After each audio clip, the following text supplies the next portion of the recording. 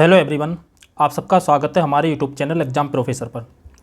आज की वीडियो में हम जो आर का पेपर हुआ था उसके बारे में डिस्कस करेंगे और साथ ही हम ये भी देखेंगे कि आने वाला जो पीसीएस का जो एग्ज़ाम होने वाला 12 अक्टूबर को, उसके लिए हमारी जो क्या रणनीति होनी चाहिए। ठीक है, तो हम उसी के अकॉर्डिंग जो है सारे आगे की जो पढ़ाई है उसको करेंगे। ठीक है, देखिए जैसे क्या हुआ था, जो पहले का जो आर का पेपर हुआ था उसमें जो है सारे के सारे कॉन्सेप्ट पूछे गए थे, जो कैंसिल हो गया था उसमें सारे कॉन्सेप्ट पूछे गए थे। अधिकांश था, मतलब क्वेश्चन बहुत कम थे जो फैक्ट पूछे गए थे।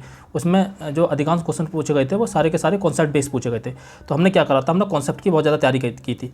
बट इस बार क्या हुआ था, जब ये एग्ज़ाम री एग्ज़ाम हुआ था, जो आर का री एग्ज़ाम हुआ था, तो उसमें क्या हुआ था, उसमें जो है उन्होंने फैक्ट ज़्यादा पूछ लिए। तो ये है कि बच्चों का जो है कि मतलब ये है कि होता है कि हम माइंड बनाकर जाते हैं, कॉन्सेप्ट का पूछ ले फैक्ट, तो कहीं ना कहीं माइंड थोड़ा डाइवर्ट हो जाता है। तो इस बार का जो हम पीसीएस की जो तैयारी करने वाले हैं उसमें हम दोनों को साथ लेकर चलेंगे, कॉन्सेप्ट को भी और फैक्ट को भी। ठीक है, और जो कुछ इंपॉर्टेंट टॉपिक हैं उन टॉपिक्स को हम जो कवर करेंगे। ठीक है, साथ ही जो मैंने जो भी ट्रिक्स बताई थी, जो भी एलिमिनेशन हैक्स बताए थे कि हम जो है कि पेपर में किस तरीके से उनको अप्लाई कर सकते हैं और किस तरीके से हम क्वेश्चंस को डील कर सकते हैं, तो वो उन सारी चीज़ों के बारे में मैं अभी बात करने वाला हूँ कि वहाँ उन्होंने कितना कुछ वर्क किया था और अगर हमें आगे जो है उन चीज़ों को अप्लाई करना है तो हम कैसे कर सकते हैं। ठीक है, देखिए मैंने जो है आपको, अगर आपने मेरी पुरानी वीडियो सारी देखी होंगी तो उसमें जो है मैंने कोई 4-5 चीज़ों के बारे में जो है ट्रिक्स की बात करता हूँ। एक तो ये कि जो भी जैसे 2 स्टेटमेंट वाले क्वेश्चन होते हैं उनके बारे में मैंने कुछ ट्रिक्स बताई थी, तो उनमें निसंदेह वो वर्क की थी। ठीक है, दूसरी मैंने ये बताया था कि जो असेशन और रीजन वाले क्वेश्चन होते हैं उनमें किस तरीके से ट्रिक वर्क करती है या किस तरीके से हम लॉजिकल उसको जो है क्वेश्चन को मतलब एलिमिनेट कर सकते हैं या जो है हम राइट आंसर तक पहुँच सकते हैं। ठीक है, थर्ड मैंने बताया था कि जो क्रोनोलॉजिकल ऑर्डर वाले होते हैं, ठीक है, उनमें किस तरीके से वर्क करती है। और ये तीनों के तीनों तरह के क्वेश्चन जो है पीसीएस में भी आते हैं। ठीक है, जो आर में आए थे वो पीसीएस में भी आते हैं। इस बार आर का पेपर जो 99% जो पूरा फैक्ट पे था, बस कुछ ही थे जो कॉन्सेप्ट बेस पूछे गए थे। थर्ड मैंने बताया था ये कोड वाले क्वेश्चन जो होते हैं। देखिए निसंदेह इसमें कोई संदेह नहीं है कि जो है कि कोड वाले क्वेश्चन में ट्रिक कम वर्क की थी, ये बात मैं एडमिट कर रहा हूँ कि हाँ कम वर्क की थी। इसमें 7 क्वेश्चन आए थे, 7 में से 4 क्वेश्चन में वर्क नहीं कर रही थी, एक में 100% कर रही थी और बाकी 2 में जो है 50-50 कर रही थी। ठीक है, तो इस तरीके से हुआ था कि जिसमें हम मतलब ये है कि ओवरऑल हम 3 क्वेश्चन उसमें राइट कर सकते थे ट्रिक के बेस पर, 4 क्वेश्चन के नेट, तो ओवरऑल आ तो पॉजिटिव ही जाते क्योंकि 3 का एक नेगेटिव चला जाता, बट उसके इस तरीके से पेपर नहीं निकल सकता। तो हम आगे की जो भी वीडियो बनाएंगे उसमें जो है उन वाले जो हम जो जिस तरीके से हम लेते थे, जो मेरा तुक्का लेने का तरीका था उसको हम चेंज करेंगे और आगे का जो है अलग तरीके से सोचेंगे कि हाँ इस तरीके का जो है विकल्प हम किस तरीके से चुन सकते हैं। ठीक है, और जितने भी इंपॉर्टेंट टॉपिक हो सकते हैं लास्ट ईयर लगभग 10 ईयर के पेपर हम सारे के सारे सॉल्व करेंगे आगे की सारी वीडियो में। रेगुलर लगभग एक वीडियो आएगी और उसमें जितने भी डायमेंशन से पूछ सकता है क्वेश्चन उन सारे डायमेंशन पर हम डिस्कस कर लेंगे।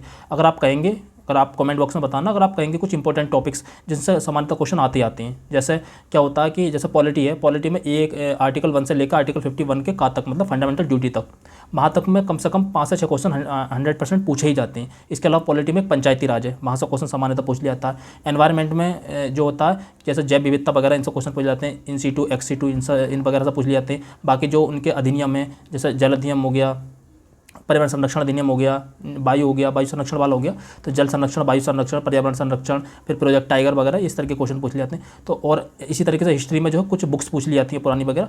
तो अगर आप कहेंगे, तो अगर कमेंट बॉक्स में बताएंगे, कहेंगे हमसे, तो मैं जो है उन सब चीज़ों को भी मैं डिस्कस कर लूँगा। ठीक है, तो इन सारी चीज़ों पर हम बात करेंगे। पहले हमने ये है कि हमने जो कुछ चीज़ें जो है हमारी कैसे गलत हुई थी और उन चीज़ों पर हम बात कर लेते हैं। उसके बाद मैं आगे की स्ट्रेटेजी क्या होगी उसके बारे में मैं बात कर लूँगा। ठीक है, वीडियो ज़्यादा लंबी नहीं होगी तो इसे ध्यान से देखिए।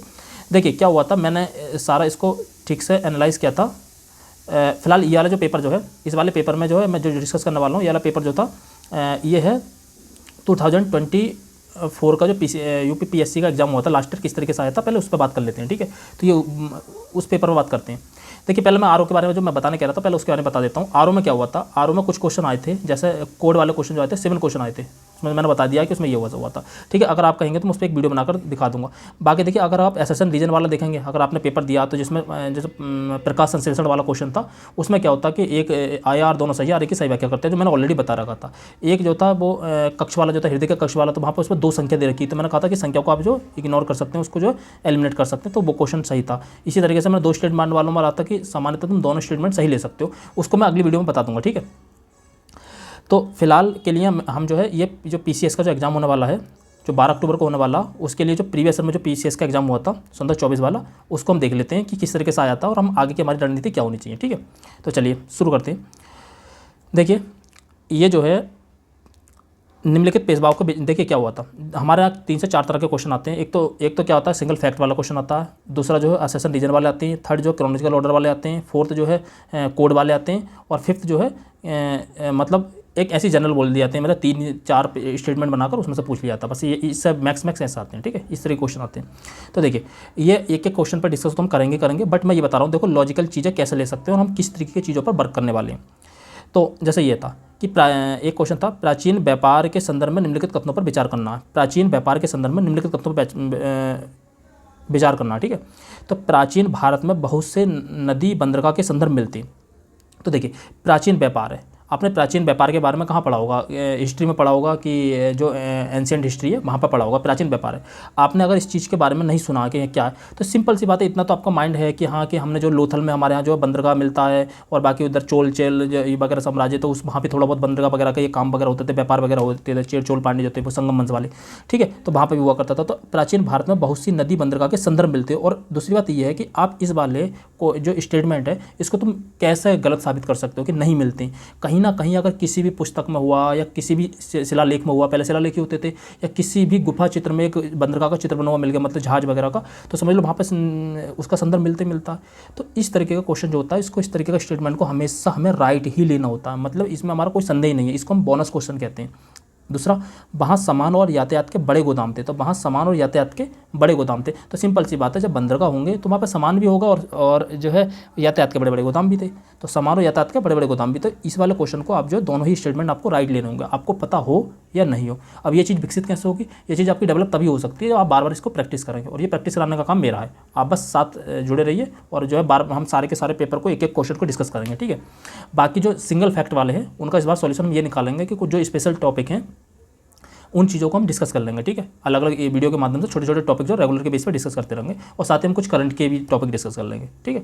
जैसे ये है, जैसे ये देखो क्वेश्चन था, ये था, बैरम खां के संदर्भ में निम्नलिखित कथनों पर विचार कीजिए। अब देखो वाला हिस्ट्री का क्वेश्चन बिल्कुल राइट थे दोनों। देखो ये गलत क्यों है। अकबर के बैरम खां को खाना खां की उपाधि दी। बैरम खां के संदर्भ में निम्नलिखित कथनों में कौन सा सही है, उपरोक्त में से कौन सा कथन सही है, ठीक है। तो अकबर ने बैरम खां को खाना की उपाधि दी थी। तो ये सबको पता होता है कि अकबर ने जो खाने की उपाधि दी थी, ठीक है। ये उपाधि साम्राज्य के वजीर के रूप में बैरम खां की नियुक्ति के समय नहीं दी गई। तो देखिए मैं हमेशा कहता हूँ जहाँ भी अगर नहीं दी गई है, मतलब स्टेटमेंट को रॉन्ग करने के लिए नहीं वर्ड दे दिया जाता है, तो उस वाले स्टेटमेंट को बहुत ज़्यादा मतलब सक्रिय होकर पढ़िए। मतलब वहाँ पर जो है अपने आप को जो है, मतलब जो होता है ना, हम ह्यूरिस्टिक प्रोसेस में जाकर जो है क्वेश्चन को सॉल्व करते हैं, तो एकदम एक्टिव पोजीशन में आ जाइए। तो वहाँ पे देखिए कि कहीं ना कहीं कोई दिक्कत है, तो ये जो स्टेटमेंट को निगेटिव बना देता है। तो जहाँ पे भी ये नहीं दी गई है, अब देखिए इसका सेंस समझिए, ये उपाधि साम्राज्य के वजीर के रूप में बैरम खां की नियुक्ति के समय नहीं दी गई। तो ये जानबूझ के स्टेटमेंट को गलत करने के लिए निगेटिव सेंस दे रहा, मतलब हमारी जो वाइब्स आ रही है इसकी निगेटिव वाइब्स आ रही है। तो इस तरीके को आप जो स्टेटमेंट को एलिमिनेट कर सकते हैं, ठीक है। देखिए मैं बार बार बोल रहा हूँ कि कैसे एलिमिनेट करना, ये हम अगली वीडियो में हम बार बार डिस्कस करेंगे, बार बार चीज़ों को देखेंगे और हमारे में एक समझ विकसित करेंगे, ठीक है। तो ये इसका राइट है और ये इसका रॉन्ग है, तो ऑप्शन नंबर सी इसका राइट हो जाएगा। और एक बात और याद रखना, मैं हमेशा कहता हूँ टू स्टेटमेंट वाले क्वेश्चन में, सबसे पहले हम टू स्टेटमेंट वाले क्वेश्चन पर डिस्कस कर लेते हैं कि एक अगर ऑप्शन राइट हो जाता है, मतलब इसका एक स्टेटमेंट अगर राइट हो जाता है, तो इसका मतलब जो है दूसरे के निगेटिव होने के चांस बहुत ज़्यादा होते हैं, अगर वो निगेटिव है तो।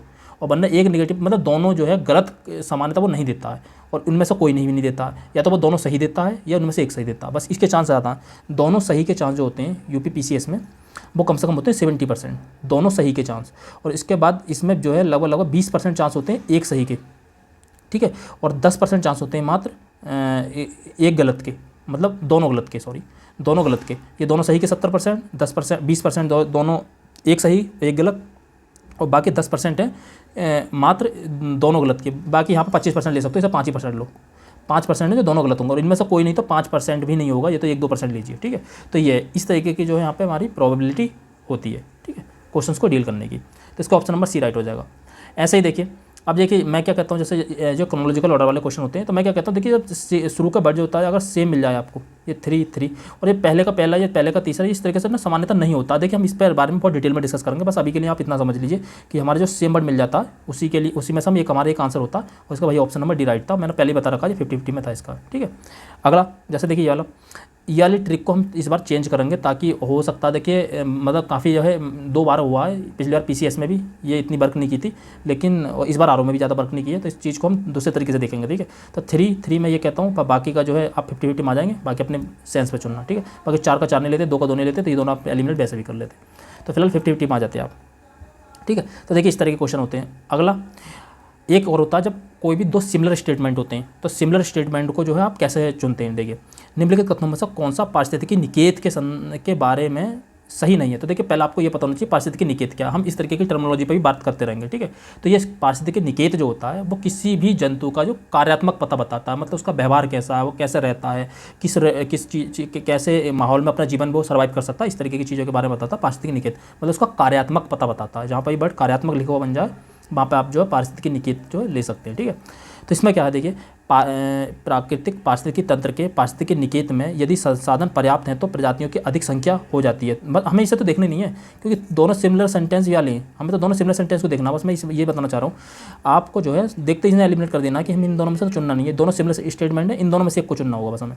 अब देखिए ये क्या कह रहा है, पहला प्राकृतिक पारिस्थितिकी तंत्र के पारिस्थितिकी निकेत में यदि संसाधन पर्याप्त हैं तो प्रजातियों की अधिक संख्या हो जाती है। अगला है पारिस्थितिकी निकेत में यदि संसाधन पर्याप्त है तो प्रजातियों की संख्या कम हो जाती है। और ये संसाधन पर्याप्त होंगे, किसी भी चीज़ के संसाधन पर्याप्त होंगे तो संख्या कम होगी या बढ़ेगी, तो बढ़ेगी। तो ये क्या पूछा, नहीं है, तो गलत पूछ रहा है हमसे, तो गलत तो यही होगा ना, मतलब बढ़नी चाहिए ना, घटेगी क्यों। तो हमसे क्या पूछा, ये जब ध्यान देना, नहीं पूछा गया तो ऑप्शन नंबर सी इसका राइट हो जाएगा। मतलब कम होगी, कम नहीं होगी, संसाधन पर्याप्त है तो बढ़ेगी। तो इस सेंस से आप जो इसका आंसर ले सकते हैं। जरूरी नहीं होता कि आपको हमेशा आंसर पता ही हो, ठीक है। तो ये चीज़ें जो आप याद रख सकते हैं। अगला देखिए ये 100% आप कैसे निकाल सकते हैं। ये निम्नलिखित कथनों पर विचार करना है, ठीक है। आप क्या है ये चीज़ ना कोई तैयार करता है ना किसी की पढ़ी होती है। ये चीज़ें हमें कोई नहीं पढ़ता है। हमें जो सारी की सारी चीज़, कुछ चीज़ें देखिए क्या होता है पेपर निकालने का बहुत सिंपल सा तरीका एक ये है कि आपको जो है कभी भी 100% क्वेश्चन कभी नहीं आते होंगे। जो बच्चा निकालता है यकीन मानिए उसको नहीं आता है। कोई भी बच्चा जो क्रैक करता है एग्जाम को उसको कभी भी पूरा नहीं आता, चाहे वो प्रीलिम्स हो चाहे मेंस हो, कभी नहीं आता। वो क्या होता है उसने इतनी प्रैक्टिस कर रखी होती है कि वो जो है अपने सेंस से जो है चीज़ों को चुन लेता है और उसके वो राइट भी चले जाते हैं। बस इतना सा लॉजिक है, बाकी और कोई लॉजिक ना पेपर निकालने का। तो अगला क्या देखिए, वैज्ञानिक जांच व्यवहारिक आदर्शों के प्रति प्रतिबद्धता पर निर्भर करती है। देखिए मैं कहा निर्भरता, तो निर्भर है, प्रभावित है, ये वाले वर्ड जो होते हैं बहुत पॉजिटिव वर्ड होते हैं। अगर ये वर्ड कहीं भी दिख जाए ना तो आप उस स्टेटमेंट को राइट ले सकते हैं। तो दूसरी बात वैसे भी अगर आप ये केवल इन वर्ड पर नहीं जा रहे हैं, उसके सेंस पर चले आइए, जो उसकी जो सेंस निकल रहा है उसका देखिए। वैज्ञानिक जांच व्यवहारिक आदर्शों के प्रति प्रतिबद्धता पर निर्भर करती है। तो वैज्ञानिक जो जांच होगी तो व्यवहारिक जो आदर्श होंगे उनकी प्रतिबद्धता पर निर्भर करेगी, इसमें कोई संदेह नहीं है। अगला विज्ञान में ईमानदारी विशेष रूप से महत्वपूर्ण। हाँ भाई, जब तक ईमानदारी नहीं होगी तो आप कोई भी सिद्धांत उल्टा सीधा सुना सकते हैं, किसी को बता सकते हैं, कोई भी अपनी थियरी प्रस्तुत कर सकते हैं। तो बिल्कुल ईमानदारी बहुत जरूरी है। तो इस तरीके के जो होते हैं बोनस क्वेश्चन होते हैं, तो इसमें आप जो है आपको ना कोई इसमें कोई भी स्टेटमेंट को जो है एलिमिनेट नहीं करना था, बस दोनों स्टेटमेंट इसको आपको राइट लेने थे, ठीक है। ऐसी देखिए मैं एक चीज़ और, अगर आपने मेरे आरओ के समय वीडियो देखी तो मैं कहता हूँ देखो जो हिस्ट्री वाले क्वेश्चन जो होते हैं ना, जो हिस्ट्री वाले क्वेश्चन होते हैं उसमें जो है जो पीसीएस में जो पेपर क्वेश्चन बनाए जाते हैं उसमें जो सामान्यतः क्या होता है दोनों राइट ज़्यादा देता है वो, मतलब 100% केस में दोनों राइट देता है जब तक कि उसमें कोई नेगेटिव वर्ड ना दे रखा हो। जैसे नेगेटिव वर्ड क्या था कि नहीं दी गई थी, तो वो नहीं दी गई थी तो उसकी नेगेटिव वाइब्स आ रही थी, या कोई संख्या दे देता या कुछ इस तरीके का। मैं आगे बताऊँगा, आप मेरे साथ जुड़े रहेंगे तो आपको ये सारी चीज़ें पता चल जाएंगी, ठीक है। तो देखिए क्या जस्टिस पार्टी के संदर्भ में निम्नलिखित कथनों पर विचार कीजिए। जस्टिस पार्टी ने कांग्रेस का विरोध उसे एक ब्राह्मण प्रभुत्व वाला संगठन कहकर किया। जस्टिस पार्टी ने कांग्रेस का विरोध उसे एक ब्राह्मण प्रभुत्व वाला संगठन कहकर किया, ठीक है। तो देखिए आपको अगर जस्टिस पार्टी के बारे में नहीं पता तो आप हो सकता कंफ्यूज हो जाएं। अगर यहाँ पे देखिए थोड़ी सी नॉलेज भी वर्क करती है सेंस के साथ साथ। अगर आप केवल मतलब तुक्के पर जाना चाहते हैं या कहते हैं कि हाँ मेरा जो प्रीवियस ईयर में एनालाइज है कि हाँ जो है मेरे जो हिस्ट्री के दोनों स्टेटमेंट राइट होते हैं तो मैंने राइट ले लिया, तो इस सेंस में तो आपके सही जा सकते हैं। बट अगर आपको थोड़ी सी नॉलेज भी है कि जो जस्टिस पार्टी जो थी वो दलितों की पार्टी थी, मतलब जो निचली जातियों की पार्टी थी, तो जस्टिस पार्टी तो सिंपल सी बात है वो जो ब्राह्मण प्रभुत्व वालों को विरोधी करेगी। तो कांग्रेस में ब्राह्मण प्रभुत्व था, नेहरू जी ब्राह्मण थे, सारे के सारे मतलब ब्राह्मण ही थे अधिकांश था वो जो, तो उससे विरोध करके उन्होंने विरोध किया था, इसमें कोई संदेह नहीं है। अगला देखिए, इसने गैर ब्राह्मणों के लिए वैसे ही सांप्रदायिक प्रतिनिधित्व का दावा किया जैसे कि माल्य मिंटो सुधार ने मुसलमानों को दिया था। माल्य मिंटो सुधार कब आए थे? 1909 में आए थे। 1909 में क्या हुआ था, होता ना कि पृथक प्रतिनिधित्व प्रणाली की मांग की थी और उन्होंने वहाँ पर मुसलमानों को पृथक जो प्रतिनिधित्व प्रणाली दे भी दी गई थी, ठीक है। मतलब उनका पृथक निर्वाचन स्वीकार कर लिया गया था कि जो है मुसलमानों के लिए आरक्षित सीटें हो जाएंगी, उनका जो निर्वाचन अलग होगा, बाकी हिंदुओं का शेष हिंदुओं का अलग होगा। तो माल्य मिंटो सुधार में वही था। तो देखिए सिंपल है, विरोध करेंगे और अलग जो है उसकी मांग भी करेंगे, तो मांग करने में कोई दिक्कत ही ना। और इसी चीज़ को लेकर विवाद तो किस में हो रहा था, गांधी और अंबेडकर में हो रहा था। जो पूना पैक्ट जो होता 1932 का पूना पैक्ट इसी बेस पे तो था। तो गांधी जी कह रहे थे अगर हमने पृथक निर्वाचन इनको दे दिया और हमने पृथक निर्वाचन दे दिया तो ये हमेशा के लिए अलग हो जाएंगे, ये पिछड़े जाते हमेशा के लिए हिंदू से अलग हो जाएंगे। अगर हमें एक समान बनाए रखना तो सीटें आरक्षित भले से कर दीजिए, बट इन्हें जो अलग पृथक निर्वाचन मत दीजिए। तो बस इसी चीज़ के लिए पूना पैक्ट हुआ था 1932 में, तो ये बात याद रखना, ठीक है। तो ये जो होता है आपको थोड़ी सी नॉलेज और थोड़ा सा सेंस, ऑप्शन नंबर ए इसका राइट हो जाएगा, ठीक है। अगला देखिए, ये देखिए क्यों गलत हुआ है। देखिए इसका रीज़न, ये चीज़ आपको बहुत सारी जगह देखने मिलेंगी। जैसे ये क्या है, वर्कर्स एंड पीजेंट्स पार्टी के संदर्भ में निम्नलिखित कथनों पर विचार करना। तो देखिए वर्कर्स एंड पीजेंट्स पार्टी का गठन 1927 में हुआ था। देखिए मैंने क्या कहा 1927 में हुआ, एक बिल्कुल फैक्ट दे रखा कि 1927 में हुआ, हो सकता है 1929 में हुआ हो सकता है 1928 में हुआ हो, मतलब इस तरीके से होता है। अभी अब मैं ये नहीं कह रहा हूँ कि ये शायद 1927 में हुआ हो, मैंने चेक नहीं किया, आप देख लेना इसको। लेकिन अगर इस तरीके का कोई फैक्ट दे रखा हो इस तरीके का, तो आप जो अगर वहाँ पर अगर सेंस से एलिमिनेट कर देंगे तो कोई दिक्कत नहीं है। दूसरा, इसका गलत करने का और चांस क्या, और जब मैंने कहा कि एंड और जैसे शब्दों से कोई स्टेटमेंट जुड़ा होता है ना, तो वो सामान्यतः रॉन्ग करने के लिए ही जुड़ा होता है। इसे एक अखिल भारतीय संगठन के रूप दिया गया, तो ये जो है हमेशा गलत करने के लिए दिया होता है, तो इसको आप एलिमिनेट कर सकते हैं। और इस पार्टी का उद्देश्य, जब भी कोई उद्देश्य होता है, किसी भी चीज़ का उद्देश्य जो होता है वो हमेशा राइट होता है। चाहे आपका करंट में कोई गवर्नमेंट की स्कीम आ जाए और उसमें पूछे कि इसका उद्देश्य यही है, तो 99% श्योर हूँ मैं कि उसका जो है उद्देश्य हमेशा राइट दिया होगा। आप ये जाकर सारे के सारे प्रीवियस ईयर में अप्लाई करके देख सकते हैं, ठीक है। तो इन सब चीज़ों पर अगर आप ध्यान देखेंगे ना, तो कम से कम आपको 10 से 15 क्वेश्चन का जो एज मिल जाएगी, और 10 से 15 क्वेश्चन ही आपका सिलेक्शन करा देते हैं, काम खत्म, बस इतनी सी बात होती है, ठीक है। जो सिलेक्टेड और नॉन सिलेक्टेड बच्चे में बस इतना सा अंतर होता है, तो ठीक है। तो ये जो है आप इन बेस पर आप एलिमिनेट कर सकते हैं। अगर आपको नहीं पता तो पता है तो बहुत अच्छी बात है। देखिए नॉलेज तो हमेशा प्रायर है, मैं हमेशा कहता हूँ कि खूब अच्छे से पढ़िए, ज़्यादा से ज़्यादा पढ़िए। जब उसके बाद जब पढ़ने के बाद भी क्वेश्चन सॉल्व ना हो, तो उसके बाद इन चीज़ों पर आइए और इस तरीके से सोचिए, तो आपका 100% अगर आप 10 क्वेश्चन अटेम्प्ट करते हैं तो उसमें 7 क्वेश्चन आपके राइट चले जाएंगे। बट उसका एक सिंपल सा रूल यही है कि प्रैक्टिस प्रैक्टिस प्रैक्टिस, मतलब प्रैक्टिस करनी ही पड़ेगी आपको, बिना प्रैक्टिस के कुछ नहीं हो सकता, याद रखना। तो ये जो है इसका उद्देश्य जो है राइट हो जाएगा, ठीक है। आप सोचेंगे मैं ये सब चीज़ें क्यों छोड़ रहा हूँ, तो छोड़ नहीं रहा हूँ, ये मैं सब चीज़ें डिस्कस करूँगा, बहुत डिटेल में डिस्कस करूँगा। बस अभी आपको मैं बस पेपर का एक नेचर बता रहा हूँ कि पेपर देखिए किस तरीके से आता है। तो देखिए यहाँ पे 444, तो हम इस तरीके के बेस पर जो इनमें चुन सकते हैं, ठीक है। तो बाकी मैं आगे की चीज़ें मैं बता दूँगा, सेम चीज़ें, ठीक है। जैसे ये और जैसे ये वाला देखिए, ये वाला देख लीजिए। जैसे ये निम्नलिखित कथनों में से असेसन और रीजन वाला सवाल है ये। तो पहला तो मैं ये कहता हूँ कि अगर आपको कुछ समझ में नहीं आ रहा है और दोनों एक दूसरे से रिलेट कर रहे हैं, तो ए आर दोनों सही है और ए आर की सही व्याख्या करता है, तो इस तरीके का आप जो ऑप्शन ले सकते हैं, ठीक है। सेकंड क्या है कि शिवाजी को बड़े देशमुखों के विरोध का सामना करना पड़ा। शिवाजी को बड़े देशमुखों के विरोध का सामना करना पड़ा, तो बिल्कुल सही है। शिवाजी को बड़े देशमुखों के विरोध का सामना करना पड़ा, तो बिल्कुल करना पड़ सकता है। अगर चलो हमें ना भी पता, चलो मान लिया, ठीक है। देखिए ये दो तरह के कर वसूलते थे। जो मराठा साम्राज्य था, मराठा साम्राज्य में दो तरह के, एक चौथ वसूलते थे और एक सरदेशमुखी वसूलते थे। अगर मूवी देखी होगी, कोई सी भी देख ली होगी, जैसे बाजीराव भी देखी होगी, या इसके अलावा एक और जो आई थी पानीपत जो आई थी, पानीपत जो मूवी आई थी उसमें देख सकते हैं, ठीक है, उनमें देख सकते हैं। तो ये दो तरह के कर वसूलते थे, एक चौथ वसूलते थे, एक स्वदेशमुखी वसूलते थे। जो स्वदेशमुखी वसूलते थे, ये जो होता था उनके कुल आय का 1/10 लेते थे उनसे, ये लेते थे मराठा सरदारों से। जब वहाँ पर जो है दिखाया गया है कि जब पानीपत के युद्ध में जब लड़ने जाते हैं, अगर आपने पानीपत मूवी देखी होगी, तो उसमें जो है क्या होता है कि मराठा सरदार इकट्ठे होते हैं सारे के सारे, कि जो है अहमद शाह अब्दाली आक्रमण करने आ रहा, तो सारे के सारे मराठा सम्राट इकट्ठे जो होते हैं वहाँ पर दिखाया जाता।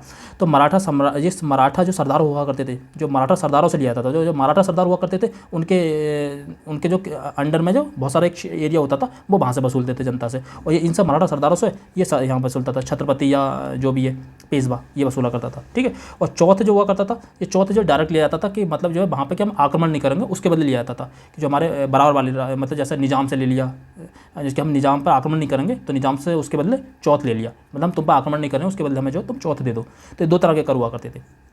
आपको अगर इतना नहीं पता तो ये चीज़ आप पता कर सकते हैं। मैं सारे के सारे क्वेश्चन डिस्कस करते समय ये सारी चीज़ें मैं डिस्कस करने वाला हूँ, ठीक है, आपकी बार।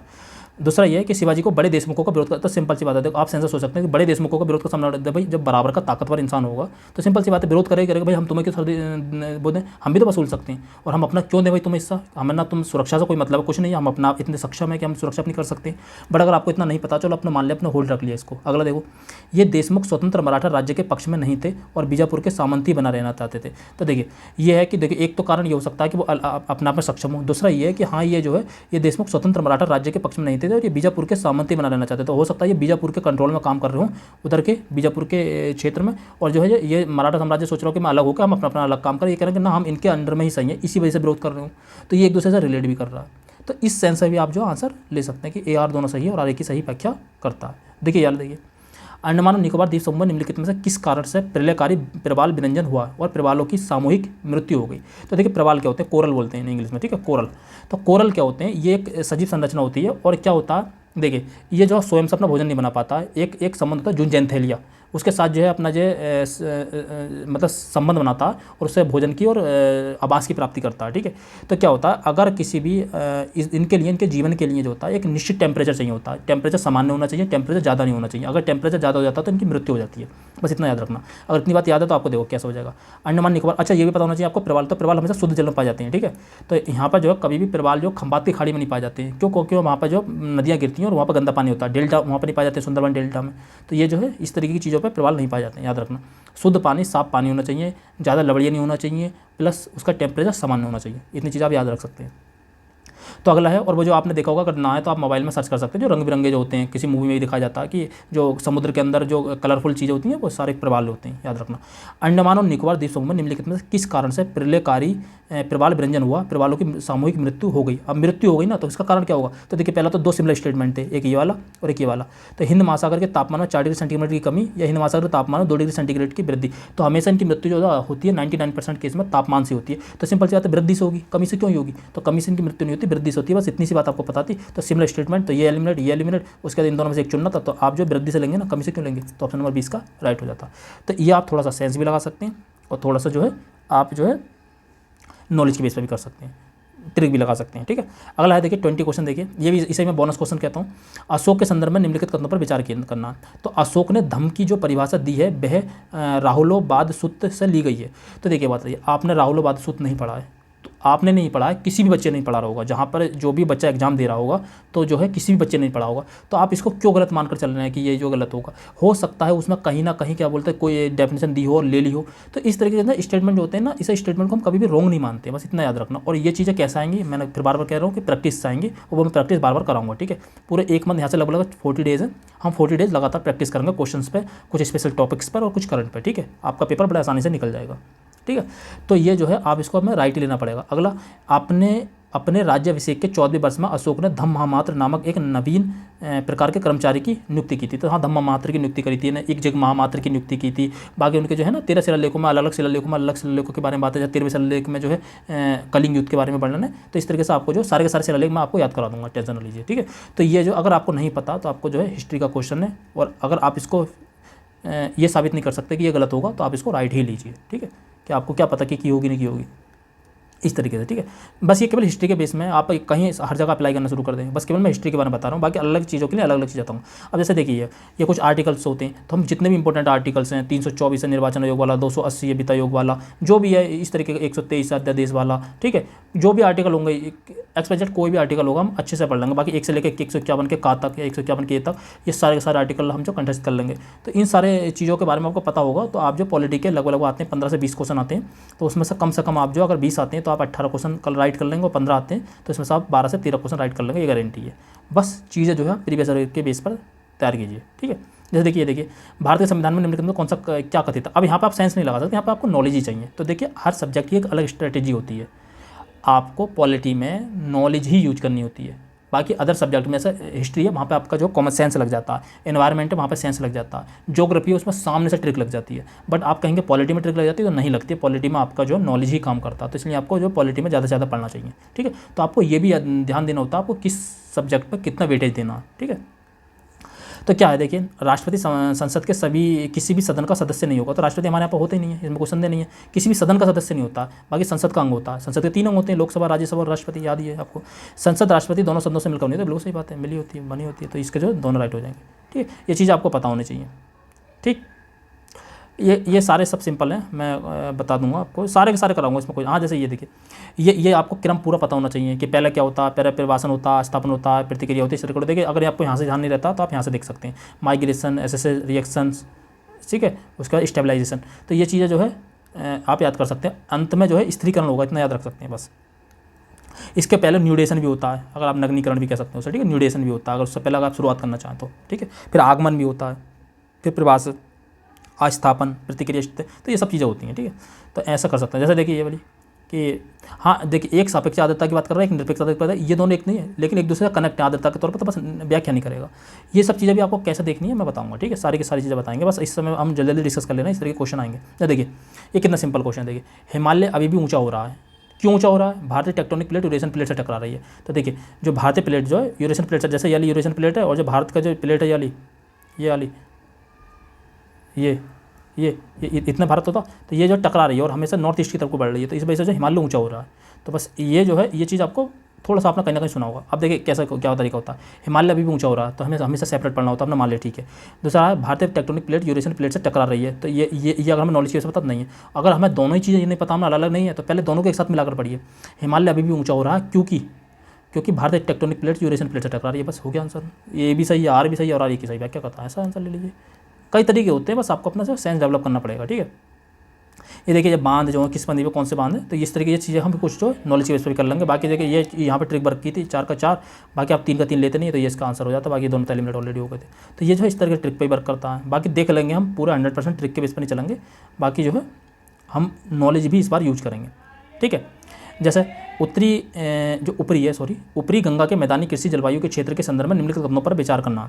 तो ये क्षेत्र जो है केंद्रीय और पश्चिमी उत्तर प्रदेश में विस्तृत है। देखिए ऊपरी गंगा का तो केंद्रीय और पश्चिमी, तो सिंपल सी बात है, तो जो तुम्हारा जो उत्तर प्रदेश है, जैसा आपने अगर उत्तर प्रदेश का वो देखा होगा तो ये कुछ इस तरीके का होता है, ऐसे और फिर ये ऐसा आ जाता है और ऐसा ये उत्तर प्रदेश। तो जो गंगा नदी जाती है वो यहाँ से ऐसा निकल के जाती है ये, तो देखिए ये मध्य वाला क्षेत्र आ जाएगा, जो उत्तरी वाला क्षेत्र आ जाएगा, ठीक है। ये केंद्रीय और पश्चिमी, तो पश्चिमी यहाँ से आ जाएगा, ये उत्तर वाले क्षेत्र में उत्तर प्रदेश। और बाकी हरित क्रांति का जो प्रभाव है ये भी पश्चिमी उत्तर प्रदेश, हरियाणा, पंजाब इन वाले क्षेत्रों में।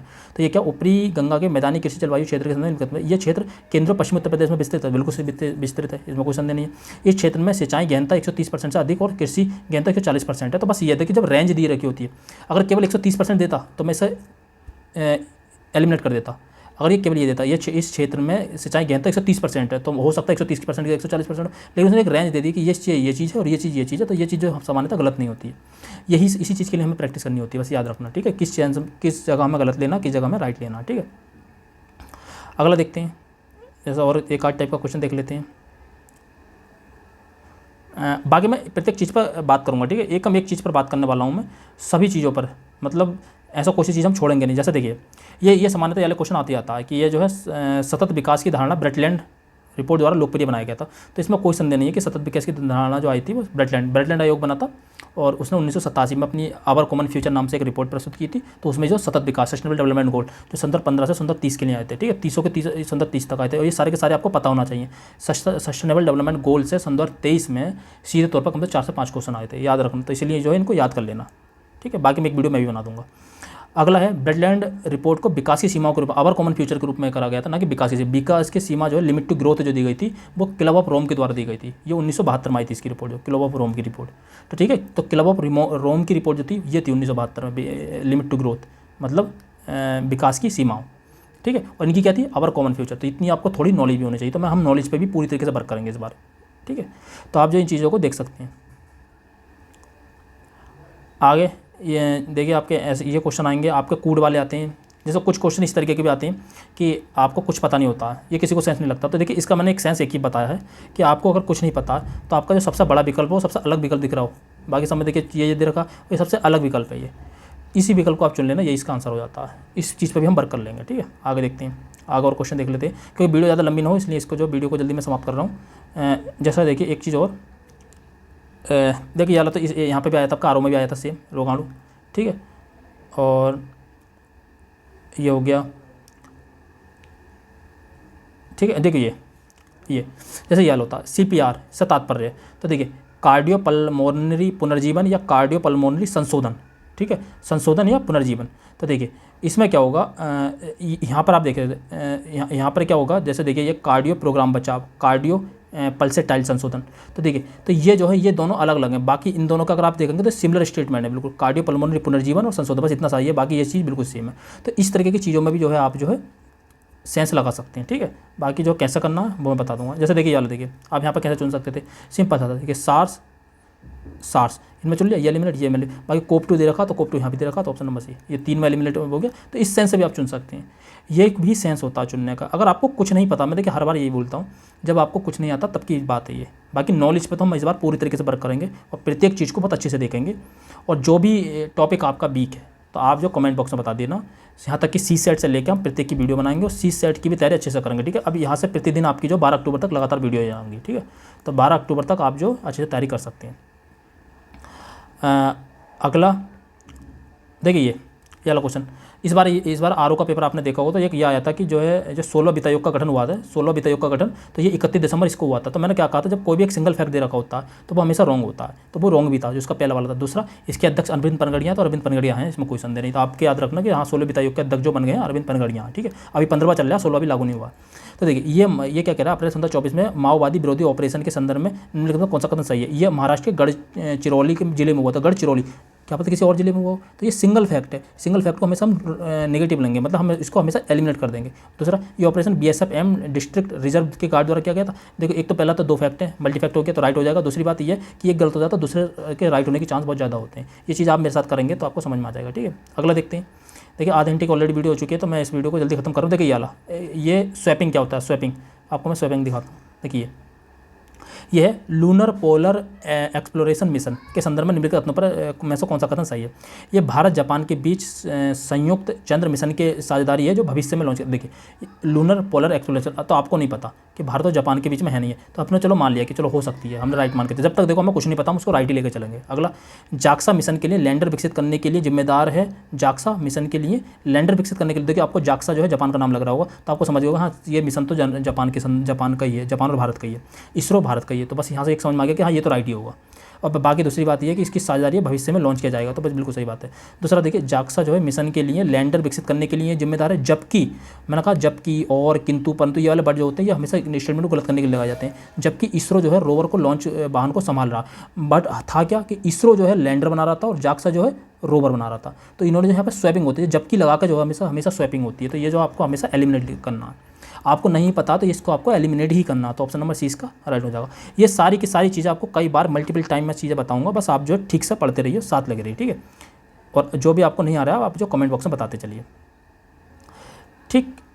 और अगला जैसे ये तो आप शुरू से पढ़ते हैं C/5 F-32/9 ये वाला, ठीक है। F-32 तो ये आपको सॉल्व कर लीजिए बस, ये तो थोड़ा सा इतना तो सॉल्व करना ही पड़ेगा बस इतना। अब ये नहीं हो सकता। अब देखिए AR दोनों सही, आर की सही कहता है। CO2 SO2 NO2 गैसों में वर्षा के जल में घुल जाने पर अम्लीय वर्षा होती है, तो सही है। H2SO4 बन जाता है तो सल्फ्यूरिक अम्ल बन जाता है, HNO3 बन जाता है, नाइट्रिक एसिड बन जाता है। आपको पता ही होगा जो वर्षा, इसी के कारण तो ताजमहल का रंग कहते हैं कि क्या बोलते हैं, कहीं ना कहीं ताजमहल का जो सफ़ेद है वो कहीं ना कहीं कम होती जा रही है, उस पर हल्का कालापन चल रहा है, क्योंकि अम्लीय वर्षा के कारण उस क्षेत्र में अम्लीय वर्षा होती है। क्यों? क्योंकि वहाँ पर फैक्ट्रियों से धुआं निकल रहा है, और धुआं में जो सामान्यतः सल्फर डाइऑक्साइड H2S गैस निकलती है जो सल्फ्यूरिक अम्ल बना लेती है। इसके अलावा जो है वहाँ पे NO2 NO ये वाली गैसें निकल रही हैं तो जो है नाइट्रिक अम्ल बना लेती हैं, तो वर्षा जो है वहाँ पर उसको प्रभावित कर रही है।